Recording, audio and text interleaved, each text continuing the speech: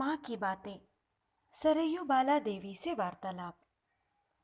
इसके बाद माँ ने कहा, उसी समय रांची से एक भक्त बड़े बड़े पपीते लाया था। पपीते मुझे बड़े पसंद है बेटी। मैं टकटकी लगाए देख रही थी।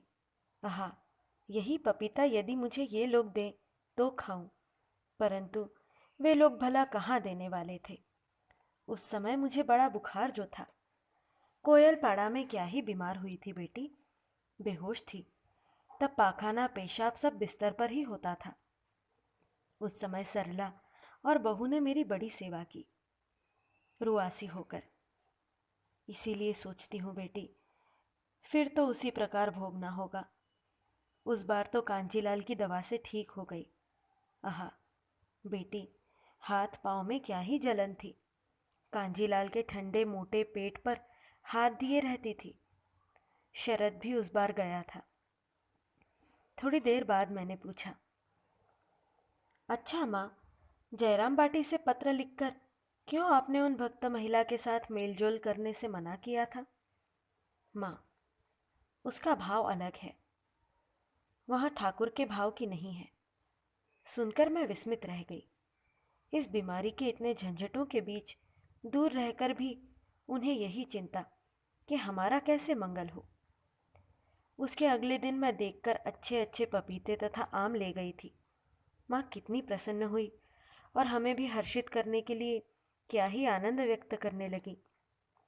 माँ ने कहा, अरे, कल जिस पपीते की बात निकली ये तो ठीक वैसे ही है। आम भी अच्छे हैं। इसके बाद यह आम शरद को, यह गणेन को, यह जमाई को, कहते हुए उन्होंने उसके भाग कर दिए। बड़ी गर्मी पड़ रही थी। माँ को खूब घमौरियाँ निकली थी। माँ ने कहा, चंदन लगाने से घमौरियाँ कम हो सकती हैं, परंतु उससे ठंड लगती है। मैं, कल पाउडर ले आऊं? उसे लगाने से घमौरियाँ कम होंगी। माँ, ले आना बेटी, तुम लोगों का पाउडर ही लगा कर देखूं। एक घड़ा पानी लाने को कहो तो एक बार बाहर जाऊंगी। बहू ने कहा, पानी रख दिया है। माँ रास्ते के किनारे बरामदे में जाकर हंसते हंसते पुकार रही हैं, ओ बेटी, ओ बेटी, एक बार इधर आओ, जल्दी आओ।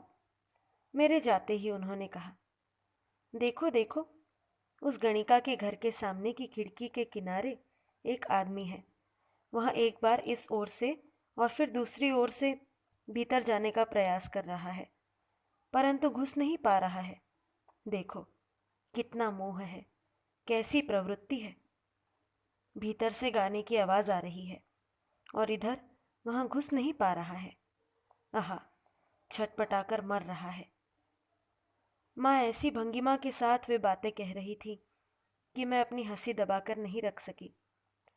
तब माँ भी हंस रही थी और उनके साथ साथ मैं भी हंस रही थी। हंसते हंसते हम दोनों घर के भीतर आ गईं। मैं, आहा, भगवान के लिए यदि वैसी ही छटपटाहट हो तभी तो हुआ माँ। एक महिला की बात उठी। माँ ने कहा, अपने पति के लिए उसे कितना मोह हुआ है बेटी। खाते सोते भी स्थिर नहीं रह पाती। खाते खाते उठकर देख आती है। दिन रात घर में बंदी बनाकर बैठी है। उसके कारण वह बाहर तक नहीं निकल पाता। छी छी, और शरीर क्या होता जा रहा है देखो। एक बच्चा बच्चा होने से शायद उसका यहाँ भाव कम हो। बहू ने आकर कहा, तुम्हें लेने आया है जी। रात भी काफ़ी हो गई थी। मैंने प्रणाम करके विदा ली।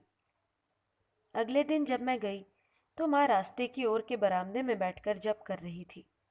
कमरे में उन्हें न पाकर मैं बरामदे में गई। माँ ने कहा, आ गई, बैठो। जब समाप्त हुआ, माला की थैली को उन्होंने अपने सिर से झुलाकर रख दिया।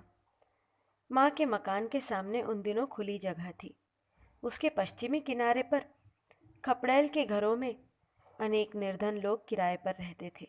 अब उन्हीं के प्रसंग में वे कहने लगी, यह देखो, दिन भर खटने के बाद अब लौटकर ये लोग निश्चिंत बैठे हुए हैं। दीन दुखी लोग ही धन्य हैं।